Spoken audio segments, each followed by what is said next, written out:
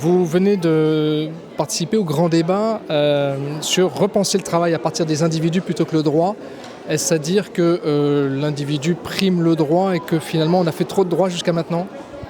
Non, je crois que le droit doit accompagner toutes les réformes, parce qu'il est le cas dans lequel elles s'inscrivent. Mais je pense aussi que le droit ne doit pas brimer les initiatives, il doit les permettre, il ne doit pas les commander et il doit encore moins les brimer.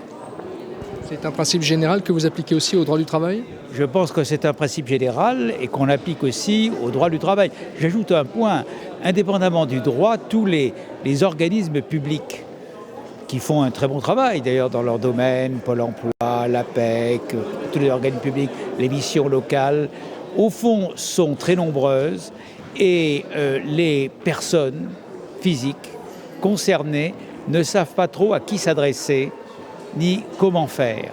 Et donc elles sont un peu perdues. Bref, il y a à la fois la règle de droit qui doit exister, mais il doit aussi y avoir une certaine modestie des organismes publics dont le travail est plus, je pense, d'accompagner les gens et d'accompagner les initiatives qui se produisent sur le terrain pour aider les gens plutôt que de vouloir tout faire elles-mêmes.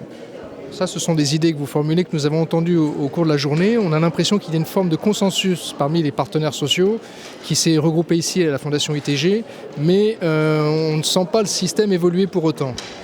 Non, parce que ce qui est très frappant, par exemple dans le domaine de la formation, mais aussi dans le domaine de l'emploi, c'est que depuis 15 ans, il y a eu beaucoup d'accords nationaux interprofessionnels. Bon.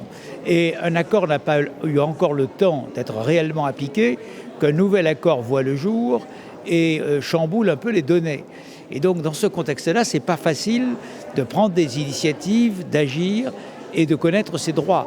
Donc je pense que le bon process, c'est d'avoir une réforme, même si elle est partielle, de donner, comme disait un président de la République, le temps au temps, de lui laisser le temps de s'appliquer, ensuite de l'évaluer, ce qui peut prendre quand même plusieurs années, avant de vouloir à nouveau chambouler, compléter ou modifier le système. Pour vous, donc, le système doit être... Je pense que trop de réformes nuisent à la réforme. Et je pense que trop d'annonces de réformes nuisent à l'exécution des réformes. Et que par conséquent, il ne faut pas trop il faut des bonnes réformes, mais surtout, il n'en faut pas trop. Et surtout, il faut que le politique s'intéresse, ce qui n'est pas son naturel, à leur exécution, à leur application, qui est un sujet qui leur paraît modeste, alors que pour les gens, pour vous, pour moi, et encore plus pour les gens qui sont défavorisés, c'est l'essentiel.